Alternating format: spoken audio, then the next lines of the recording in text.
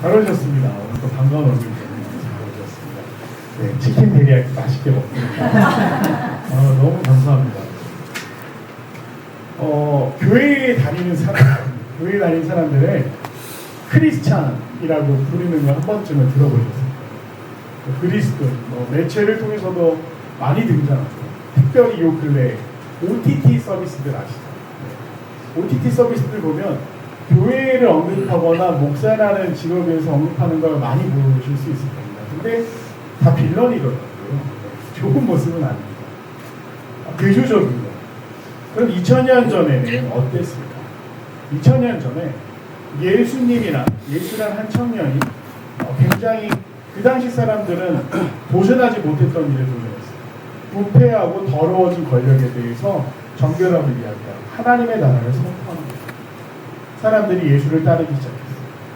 근데 놀라웠던 건 그 사람이 병든 사람도 고쳐주고 사람들이 마음속에 있었던 의심과 근심과 걱정에 대해서도 한방 해결해주는 모습들을 보면서 오늘날의 표현으로 사이다 발언이라고 하는데 많은 사람의 인기를 얻고 추종을 받을 수 있는 그런 지도자가 되었습니다. 사실 예수님에게는 특별한 어떤 신분이 그 당시에는 없었어요. 사람들이 메시아 혹은 그리스도라고 부르는데 둘은 같은 말입니다.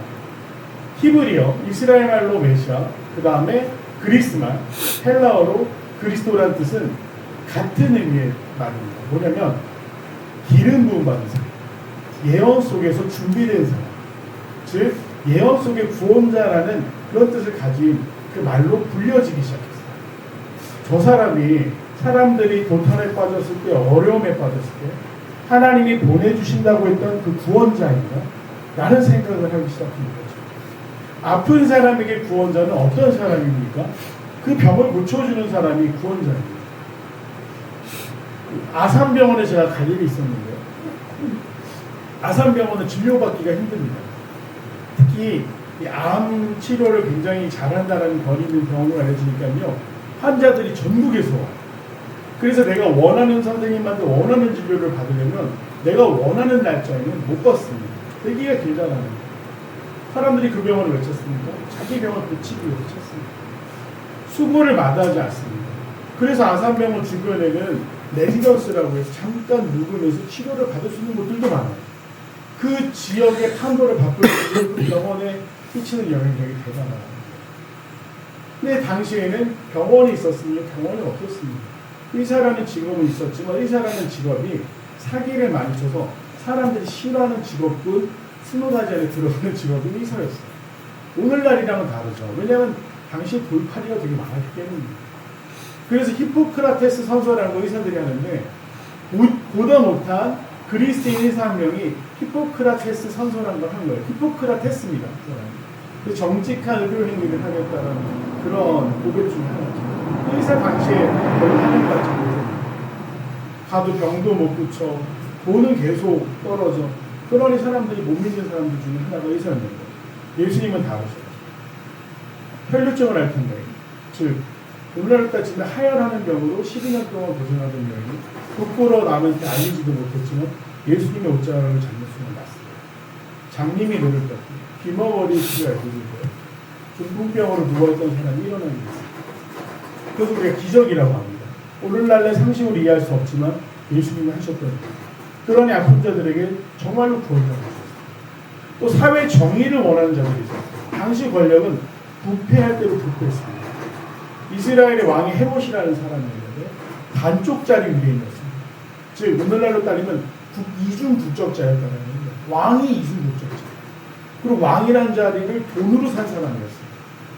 그리고 같이 어울리는 제사장이나 종교 지도자들이 있었는데 아까 말씀드린 것처럼 OTT에서 빌런으로 묘사하듯이 이 종교 지도자들은 빌런이었어요. 사람들 등쳐먹는 데만 관심 있는 사람들. 선한 영향력이 없었어요. 그런 사람들이 권력 있는 사람들이랑 막 어울려서 사니 사회 정의라는 게 어디 있겠습니까?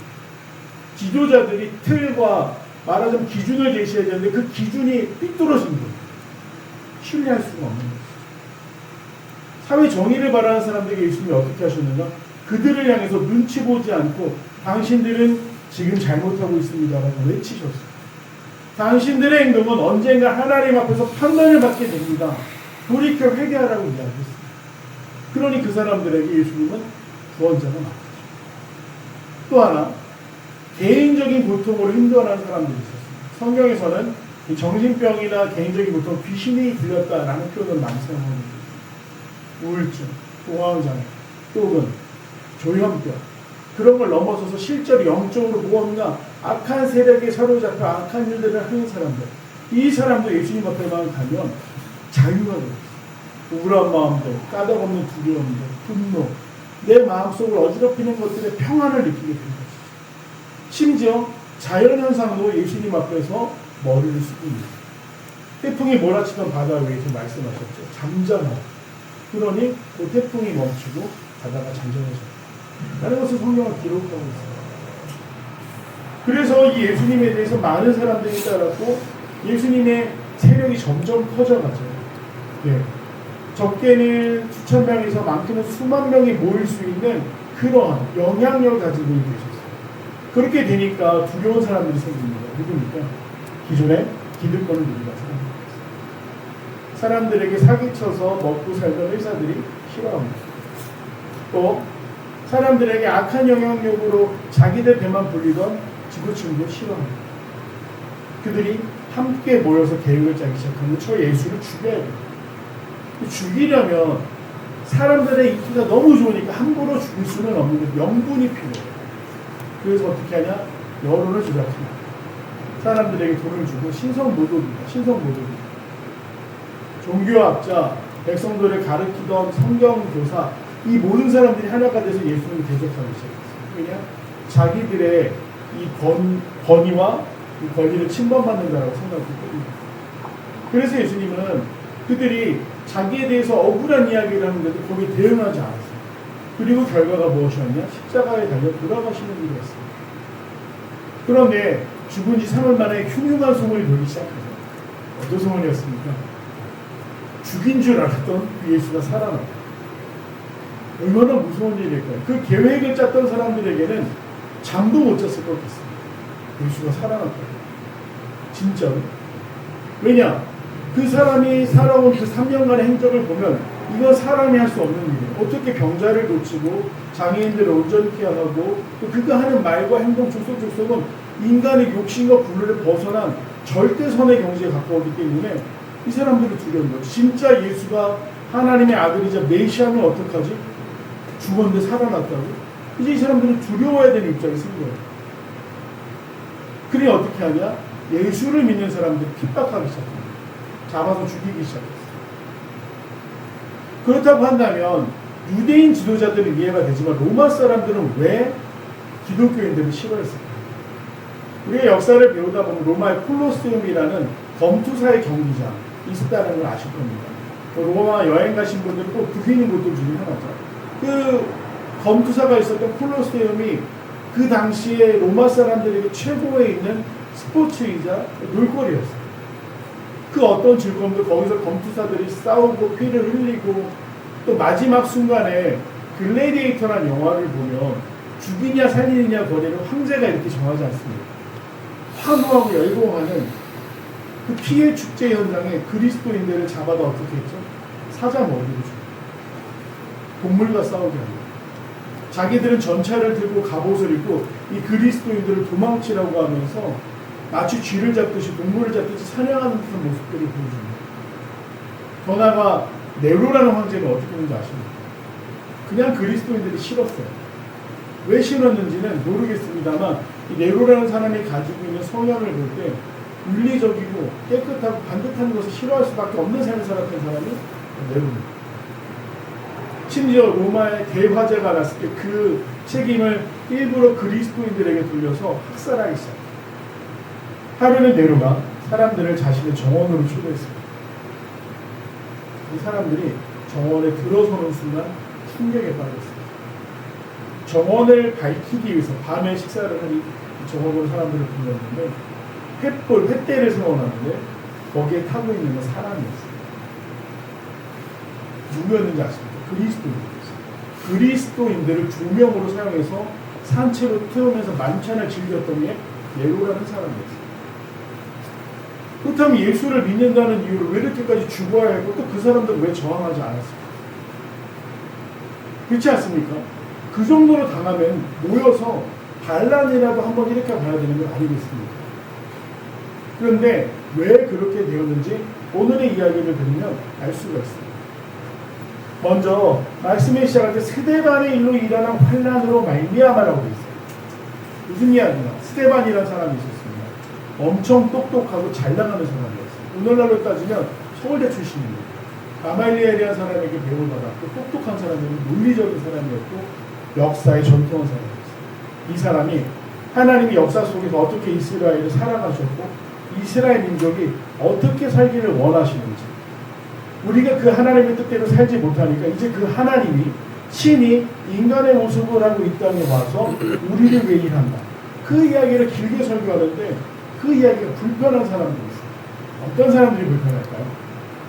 올바른 얘기를 할 때 불편한 사람은 올바르게 살지 못하는 사람이에요. 그래서 어떻게 했느냐? 돌을 던져 이 사람을 때려 죽였어요. 스토닝이라는 행동이었어요. 중동에 남아있는 처형 문화 중에 가장 잔인한 형벌이 두 가지가 있는데 하나가 십자가형이고 하나가 돌에 맞아 죽는 거예요. 생각해 보십시오. 이란의 여성인권을 다루는 영화 중에 스토닝이라는 제목의 영화가 있습니다. 거기서 보면 남편이 아내를 싫어해요. 왜 아내를 싫어하냐면요. 순종적이지 않다는 거예요. 권사님들 집사님들 한국에 태어나신 게 너무나 다행이시죠. 이란에 있는 남편이 아내가 순종적이지 않다는 이유로 사사건건 아내를 갔다. 근데 남편이 어떻게 계획을 세우냐. 아내가 불륜을 저질렀다는 식으로 몰고 가요. 증거도 없습니다. 근데 자기가 매수한 증인만 있어요. 의심만 있는데 아내는 남편 앞에서 부끄러운 것이 없는데 남편이 그렇게 해서 종교법이라는 게 있습니다. 종교재판장이 아내를 기소해요. 불륜을 저질렀다. 돌로 쳐 죽여요. 이것은 공동체 모두가 죄책감을 나눠 가지는 처형이었어요. 그러면서 스스로 저 여인의 죽음을 통해서 우리는 아니야 이러면서 마치 자기 자신들에게 면죄부를 주는 게 스토닝이라는 겁니다. 그 엄마가 찾아왔어요. 차라리 네 죄를 인정하고 이혼을 해. 엄마, 내가 죄를 짓지 않았는데 왜 인정해? 난 죽는 게 무섭지 않아. 그 여인이 뭐라고 얘기했냐면 다만 돌에 맞는 게 너무 무서워. 엄마가 딱 이러고 결국 여인은 스토닝을 합니다. 사람들이 여인을 하면 돌을 던지는 거예요. 그 돌은 작은 것에서도 더 큰 것까지 다양한 종류입니다. 여러분 돌 맞아서 죽는 게 한 번에 될까요? 오랜 시간이 걸리고 결국 그 스토닝이 사람들의 분노를 다 쏟아낼 때까지 여인에게 돌멩이가 던져져서 머리가 깨지고 피를 흘리고 처참하게 죽어가다 마지막에는 몇 명의 남자들이 큰 돌을 가지고 가서 머리를 짓는 게 죽이는 행동입니다. 여러분 교회 나온다라고 했는데 그렇게 처벌을 받는다? 감당이 가능하시겠습니까? 아무도 믿으려 하지 않아요. 근데 그 일을 누가 당했냐면 오늘 이 스데반이라는 사람이 당합니다. 왜? 다른 말을 해요. 신성모독이라고 하면서 이 사람 죽어마땅하다라고 증인으로 나중에 누구였냐면 바로 이 책을 쓴 사람 사도 바울이라는 사람이 그 당시에는 예수님을 믿지 않았어요. 스데반과 가말리엘에게 같이 배웠지만 자기 동기이자 선후배인 그가 이상한 말을 한다고 생각합니다. 예수가 어떻게 하나님의 아들인데 신성모독이야. 죽어 마땅해 라고 하면서 자기가 나서서 저 사람은 신성모독이 맞습니다 라고. 그런데 그때 그 일에 맞습니다 이 공감하는 사람이 둘 이상이 되잖아요. 그럼 그 자리에서 돌로 쳐서 죽일 수가 있었어요. 자기가 겉옷을 던져서 자기 동기를 죽이라는 말이에요. 사람들이 돌을 던져서 스데반이 죽을 때까지 돌을 던졌어요. 그리고 나서 본격적이 돼요. 이 분노가 사방팔방으로 퍼져나가면서 이제 예수를 믿는다라는 놈들은 다 죽여야 된다. 이런 분위기가 이스라엘 사람들 사이에 팽배했어요. 그래서 이 예수의 제자들을 잡아서 죽이기 시작하는 일에 앞장섰던 사람이 누구냐? 아까 말한 사울이라는 사람. 이 책을 쓴 사람. 이 사람은 나중에 다마스쿠스라는 지역으로 가다가 예수님을 만나고 예수님은 이미 승천하셔서 부활하셔서 제자들을 가르치시다 다시 내가 올 거야 라고 말씀하셔서 하늘나라에 가셔서 실제로 예수님이 육신으로 오신 게 아니라 환상 중에 그게 나타나요. 빛 가운데서 음성으로 말씀하세요. 이 사람이 회심, 돌이키는 걸 경험하는 겁니다. 그 전까지 이 사람은 이 핍박하는데 가장 앞장섰던 사람이었어요. 스데베안에게 일어난 일로 말미암아 사람들이 흩어집니다. 왜냐하면 지금 이렇게 저희가 모여서 예배를 드리고 있는데 찬양도 신나게 하고요. 저도 이렇게 마이크 사용해서 설교할 수 있는데 밖에 지나가던 사람들이 저기 그리스도인들 모이는 거 아니야? 이 신고만 하면 마치 무슨 그 북한이나 중국처럼 공안이 들이닥쳐서 잡아서 죽이는 그런 일들이 벌어집니다. 그런데 그럼에도 불구하고 신기했던 게 뭐냐면 사람들이 교회를 몰려들어요. 그럴 수 있었던 이유가 뭘까요? 오늘날의 교회하면 어떤 이미지를 생각하십니까? 극장 같은 교회를 많이 떠올리십니다. 주차하기를 편하다. 보면 정장을 입으신 분들이 어서 오세요. 이게 한참 어색해서 앉아서 이렇게 쓰여서 등록하시겠어요? 네, 물어보세요. 엄격결에 그렇게 교회 다니다 보면 어느 날 집사도 있어요. 네. 그래서 이제 나 뭐라도 좀 해야 되는 거 아니야? 성가대도 하고 봉사도 하다 보면 어느 날 갑자기 공사님한테 전화가 오고 이번에 안수집사 권사 장로 뽑는데 안수집사 후보가 되셨습니다. 황당한 거예요. 난 내가 뭘 했다고? 이거 왜? 어떤 설명도 없이 그냥 교회 오래 나가서 뭔가를 했더니 어떤 직분을 맡고 있다. 이게 지금 오늘날 생각하시는 교회 모습이에요. 가면 그런 분들이 계시고 어떤 찬양들은 막 신나고 재밌기도 하지만 대부분 잘 못 알아듣게 있는 이야기들, 남의 나라 역사 이야기를 하며 끝나는 그런 현장이 바로 예배 현장이에요. 근데 그 당시엔 달랐습니다. 그곳에 감동이 있었어요. 어떤 감동이 있었을까요? 소외되고 억눌리고 두려운 사람들에게 예수님의 말씀이 평안을 주시죠. 하나님은 사랑이시고 이 세상 그 누구도 가족조차도 너를 사랑하지 않을 수 있지만 하나님은 끝까지 너를 사랑하시고 그 이야기를 들을 수 있어요. 하나님은 너를 이해하십니다. 사람들은 이기적이 너무 네가 잘못했다라고 말하지만 하나님은 너의 깊은 것까지 아시기 때문에 너를 위로하시고 너가 다시 일어서기를 원합니다. 이런 얘기를 어디서 들어보셨던 사람들이 듣는 감동이에요. 또 능력을 경험했어요. 어떤 사람들, 믿음이 약한 사람들은요 실제로 병이 낫고 상황이 나아지는 것들을 경험해요. 진짜 하나님이 계시구나를 느끼니까 이 사람들에게 그것이 다른 것과 심지어 내 목숨과도 바꾸어 버릴 수 없는 것이 되기 시작했어요. 참 놀라운 것이죠. 그걸 성경은 변화라고 성화라고 합니다. 예수님을 구주, 이 구주란 말도 어렵죠. 구세주. 나를 구해주실 수 있는 분들을 인정하고 받아들이고 그러면서 내 삶이 달라지기 시작해요. 전에는 모르던 노래가 갑자기 내 고백이 되는 거예요. 눈물이 뚝뚝뚝뚝 떨어진다. 성경을 아무리 봐도 사실 이 성경을 읽으라고 하는 건요 폭력에 가깝습니다. 제가 하은자매에게 하은자매 7월까지 다 읽어오세요. 종이 또 왜 이렇게 얇아요? 보십시오. 사전 같지 않습니까? 그리고 펴는 순간 시험에 들기 시작합니다. 말을 못 알아듣겠어요. 이것은 무슨 뜻인지 무슨 이야기인지. 그래서 성경을 그냥 읽으려고 그러면 실패하기 십상입니다. 그런데 여기서 말하고 있는 건 예수님에 대해서 알기 시작했고 경험하고 감동이 있었던 사람들이 예수님을 전파하기 시작했다. 정말 놀라운 변화예요. 어떤 신흥 종교가 등장했는데요. 이 신흥 종교가 사람들의 인생을 바꾸고 그 사람들을 두려움 없는 존재로 만들기 시작했다. 예수님을 알게 되니까 두려운 일이 없는 거예요. 사람들의 평가 두려워지지 않고 가난 두려워지지 않고 심지어 폭력과 아까 말한 스토닝과 같은 그런 처형과 처벌도 두려워지는 사람들이 나타나기 시작했다. 그 이유가 무엇이었다? 그것이 진리이기 때문에. 그것이 진리이기 때문에 그들은 그렇게 할 수 있었습니다. 그래서 오늘 이 말씀을 통해서 우리가 무엇을 알고 있느냐? 당시 1세기에 놀라운 변화나 한 세력이 나타났다는 거예요. 그리고 사람들이 믿기 시작하는데 처음에는 소극적으로 유대인에게 복음만 전해. 이건 뭘 이야기하냐면요. 나에게 익숙 편한 사람들, 나와 말이 통하는 사람들에게 그 사람들에게 복음을 전했다.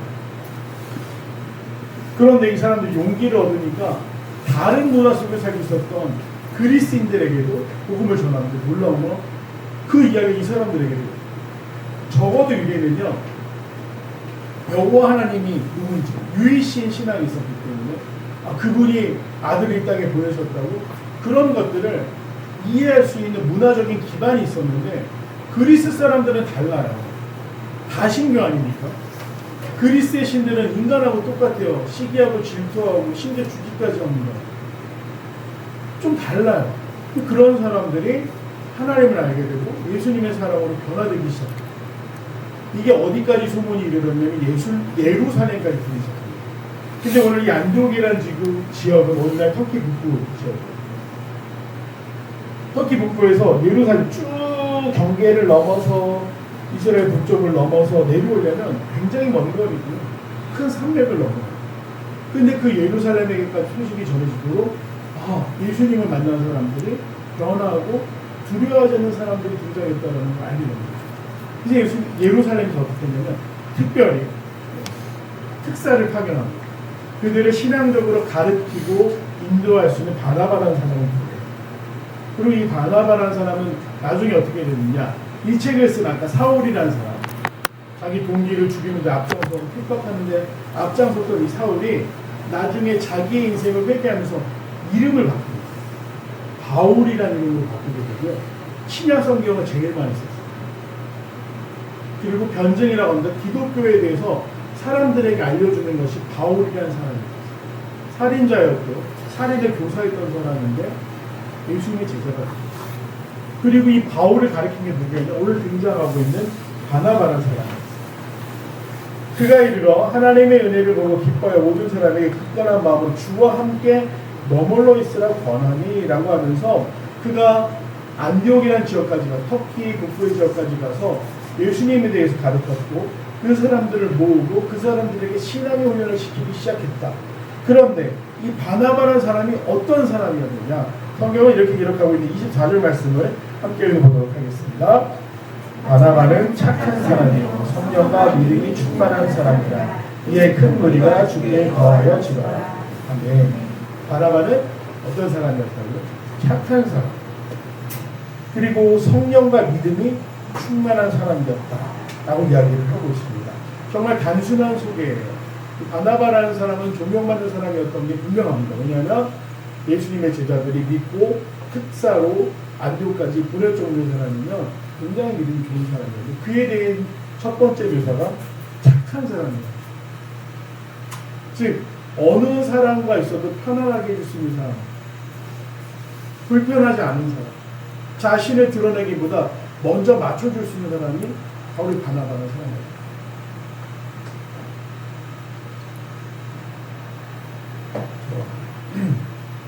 여러분 어떤 사람이랑 친구가 되기를 원하십니까? 좋은 사람, 돈 많은 사람, 나를 어떤 좋은 자리로 소개해 줄 수 있는 사람. 근데 정치인들 보세요. 착한 사람인 줄 알고 좋은 사람인 줄 알고 자기에게 힘을 가져다 줄 수 있는 사람이라고 친해졌는데 어떻게 되죠? 손바닥 뒤집듯이 상황이 바뀌면 서로 소개한 게 이 글자로 바뀌게 되고 청탁이라는 글자로 바뀌게 되고 그러면서 어떻게 됩니까? 본인들이 믿었던 사람들한테 배신당해서 좋을 때야 막 형님 동생 하죠, 뭐 위원장님, 뭐 사모님, 대표님 이러다가 성을 바뀌면 어떻게 됩니까? 본인 살 때 착한 사람은 아닙니다. 진짜 착한 사람은 뭐예요? 끝까지 믿을 수 있는 거예요. 그리고 아까 말씀드린 것처럼 편안한 사람. 왜 편안한 줄 아십니까? 그 사람이 나에게 맞춰줍니다. 그건 당연한 게 아닙니다. 제가 아내랑 연애를 하면서 한 가지 깨닫게 됐던 게 바로 그거예요. 편안함이라는 거예요. 제가 처음에 아내를 만나서 주일학교 교사가 전도사로 만났는데 이 사람이랑 있으면 왜 좋을까에 대해서 어느 순간 고민이 되더라고요. 그 사람은 너무 편안한데 이 선생님이랑 있으면 내가 이렇게 편안하지? 라는 생각을 했어요. 그게 깨닫게 되니 나한테 맞춰주고 있다. 왜 맞춰주고? 참 좋은 사람. 근데 그렇게 만나서 연애하고 결혼하고 16년 동안 저는 죄송하지만 아내에게 그걸 맞춰준 적이 없어요. 아내에게 내가 좋은 사람이어야 된다? 생각해보면 반성한 일투성이에요. 어제도 못 그러는 거. 그렇습니다. 네. 보지만 보이고 이해받기 원하는 게 있는데 좋은 사람 어떤 사람일까? 나를 이해하고 맞춰주니까. 근데 그게 당연한 일일까요? 당연하지 않습니다. 사랑하지 않고서는, 희생하지 않고서는 맞춰줄 수가 없어요. 이 바나바가 좋은 사람이었다? 안디옥으로 갑니다. 거기에 누가 있었습니까? 외국인들이, 헬라인들이 있습니다. 다른 문화를 가진 사람들, 다른 생각을 가진 사람들이 있는데 이 바나바가 착한 사람이라 평판을 얻을 수 있었던 이유는 무엇이냐? 그걸 희생하며 맞춰줄 수 있을 정도로 겸손한 사람이었다. 그래서 초대교회 사람들 착한 사람들이 많았어요. 잘난 사람, 뛰어난 사람, 말 잘하는 사람, 사회적으로 영향력 있는 사람이 아니라 착한 사람이 많은 것이 초대교회고 그들은 죽음조차도 불사할 정도로 용기를 가진 사람들이었다는 걸 우리 성경은 이야기하고 있습니다. 그게 뒤에 뭐라고 불려지느냐? 그리스도인. 우리 설교의 제목이 그리스도인이란 하고 물음표잖아요. 우리는 과연 사람들은 편한 대로 우리를 크리스찬, 그리스도인이라고 부르고 있지만 진짜 내가 그 호칭에 합당한 삶을 살고 있는 오늘 바나바를 통해 도전받기를 원합니다. 바나바는 착한 사람이요 성령과 믿음이 충만한 사람이요. 성령의 충만함은 무엇이냐면 이 사람에게 능력이 있다는 겁니다. 당시 초대교회는 능력이 많이 필요했어요. 사람들이 보고도 믿지 않고 듣고도 믿지 않는 시기였기 때문에 실질적으로 능력이 나타나는 시기였어요. 병자들이 고침을 받기도 했고 아까 말씀드린 것처럼 귀신에 들려서 막 고통받던 사람들이 낫기도 했고 한마디로 진리를 탐구하던 자들의 마음 속 시원해질 정도로 가르칠 수 있을 정도의 지혜를 가진 사람들이 바로 성령이 충만한 사람들이에요. 그래서 성경은 곳곳에 성령이 충만하면 어떤 일들이 일어나는지 적어놔요. 어떤 교회 가면 성령이 충만하면 뭐 방언만 얘기합니다. 그래서 막 세 가지 것도 있지만 저도 장로교회에서 쭉 자랐어요. 장로교회 특징이 뭐냐면요. 침묵입니다. 장로교회는요. 찬양을 크게 하면 안 돼요. 장로교회는 박수를 치면 안 돼요. 정통 장로교회는 그렇습니다. 정통 장로교회 교회에 들어오는 건 상상도 못해요. 전통 장로교회는요. 기도할 때 크게 한다? 쫙! 막 이런다? 이거 다 어디서 왔는지 아십니까? 원래는 오순절. 우리나라는 순복음교회로 알려져 있는 순복음 스타일이에요. 남미에서 순복음이 엄청 부흥하고 있는데 남미 사람들 정서랑 잘 맞아요. 삼바 정신과 오순절 분이 잘 닮아요. 흡사합니다.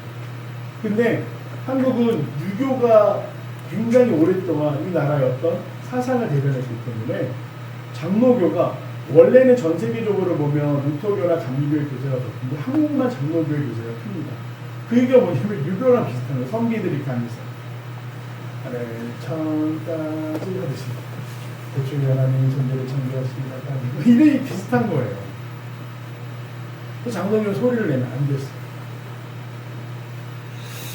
그리고 그런 분위기 속에서 제가 어느 날 새벽기도 중학교 때 중등부 수련회 갔다 은혜를 너무 많이 받고 새벽기도 갔는데 그 중등부 고등부실에서 이제 새벽기도를 주고 있는데 어떤 분이 새벽기도 기도하시고 제가 엄청 무서워서 도망쳤습니다.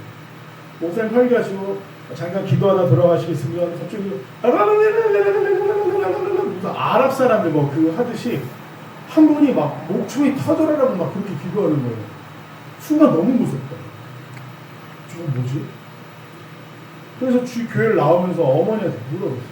엄마 저거 이상하게 괜찮은 거 맞지? 저기 병원 가야 되는 거 이렇게 했어요. 엄마 저건 방언으로 기도하는 거예요. 성령에는 성령이 충만할 때 방언만 기록되어 있는 게 아니에요. 그 방언이 하나님과 특별한 대화, 자신과 하나님만 하는 대화라고 알려져 있는데 그걸 해석할 수 있는 은혜도 주셔야 돼요. 그뿐만이 아닙니다. 사랑할 수 있는 것도 성령이 충만할 때 가능한 거고요. 하나님, 내가 하나님을 믿습니다라고 고백할 수 있는 것도 성령이 충만해야 가능합니다. 무엇보다도 병을 고친다든지 놀라운 능력을 행한다든지 이런 모든 것이 성령의 충만한 가운데 가능합니다. 즉, 이 바나바라는 사람은 하나님과 친구였으면 하나님의 능력을 연약한 자들에게 베풀어 줄 수 있는 사람이었다는 것을 의미하고 있습니다. 그래서 성령이 충만하다는 것, 그것 또한 그리스도인이라 부를 수 있는 자격 중에 하나입니다. 또한 믿음이 충만한 사람이라고 되어 있습니다. 믿음이라는 건 뭘까요? 믿음은 흔들리지 않는 편안함. 여러분 의자에 앉았을 때 의자가 삐그덕거리거나 흔들면 그 의자에 앉으실 수 있을까요? 출렁다리라는 곳 가보셨나요? 곳곳에 출렁다리가 있잖아요. 근데 저는 노원에도 출렁다리가 있는 거 아십니까? 모르시죠? 네. 이천이 나오는 앞에 육교가 하나 있어요. 그 가운데 가만히 서 계셔보세요. 출렁거립니다. 울렁거려요. 무서워요. 네. 걱정이 돼. 이 다리가 끊어질까. 자, 강북에서 강남을 넘어갈 때 가장 많이 타는 건 동부간선입니다. 그렇죠? 동부간선 가다 어디로 가셔야 되죠? 성수대교 건너가야 돼요. 성수대교 건너가려고 그러면 끼어들게 하면 안 되는 엄청나게 긴 줄을 따라서 꼬리를 물면서 어떻게 하셔야 돼요? 고갈이 이렇게 올라가요. 근데 제 안에는 믿음이 연약합니다. 거기만 들어서 눈 질끈 넣고 무섭다고 막 난리를 쳐요. 그런 고가만 보면 차가 떨어질 것 같아요. 믿음이 없는 거죠. 그냥 차가 떨어지면 어떻습니까? 천국 가고 좋은 거죠. 제가 이단이나 사입이 아닙니다. 죽어도 된다는 얘기 아닙니다. 믿음이 충만한 나도 흔들리지 않는 편안함이라고 했는데 어떠한 상황과 어떠한 조건 속에서도 하나님을 향한 자신의 고백이 흔들리지 않는 사람. 누가 협박한다고 해서도 포기하지 않는 거예요. 내가 힘들구나. 교회를 나왔습니다. 예수님을 믿었어요. 잘 되고 싶지 않으세요? 제가 요새 새벽마다 이기도 꼭 해야겠다고 생각했던 게 뭐였냐면 축복에 대한 기도였어요.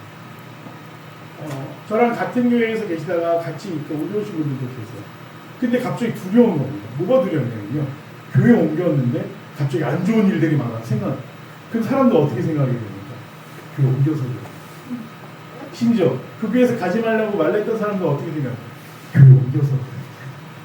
그 순간 이분들이 정말 축복 속에 있어야 그런 말 안 나오겠다. 하나님 제발 축복해 주십시오. 이런 기도가 절로 나옵니다. 그런데 사실 상황이라는 게 인생이라는 게 예수님 믿기를 결정했습니다. 교회 나오기를 결정했습니다. 그러면 좋은 일들이 막 넘쳐났으면 좋겠는데 안 그럴 때도 있거든요. 내 생각과 다른데 교회 바빠 절을 가봐야 돼. 성당을 가봐야 돼.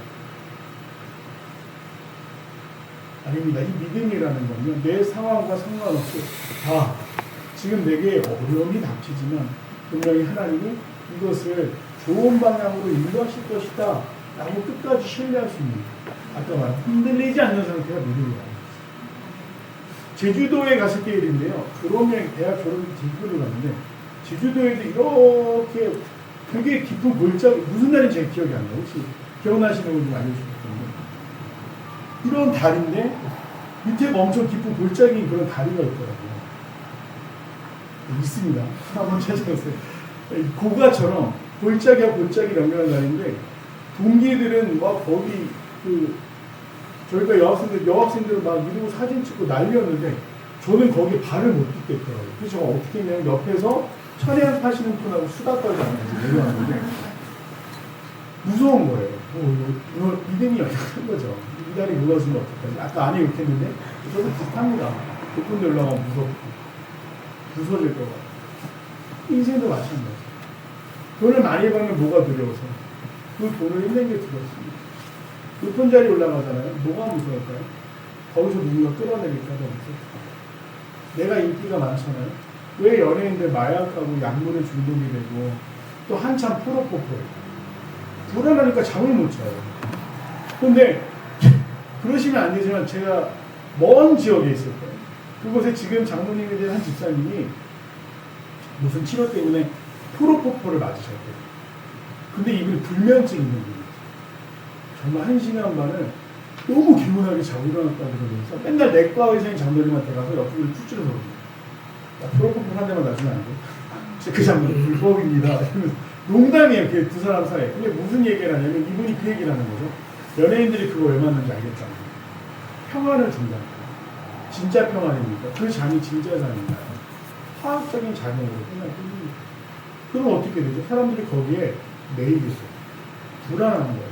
3일을 못 잤습니다. 어떻게 할까? 병원에 가서 빌면서 그 프로포폴 한 대 놔달라고 그러는. 그러나 예수 그리스도를 믿게 되면 어떠한 변화가 생기느냐?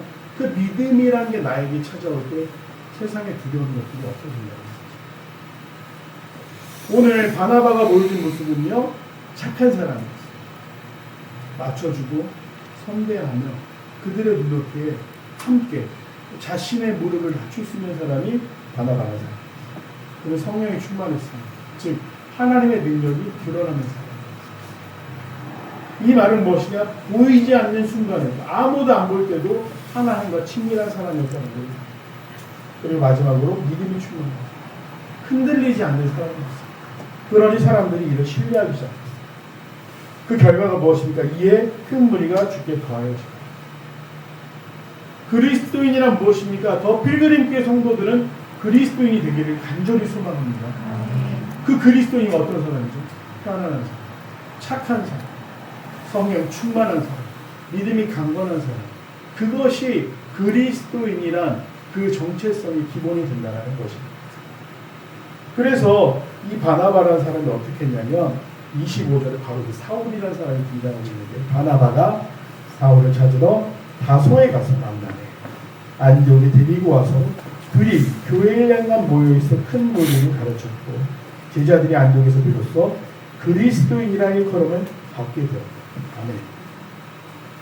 도저히 용서할 수 없었던 괴물 같은 사람, 우리를 핍박했고 내 동료를 죽게 만들어 그들이 앞서서 쏘는 사람을 오늘 바나바는 찾아 나섰어요.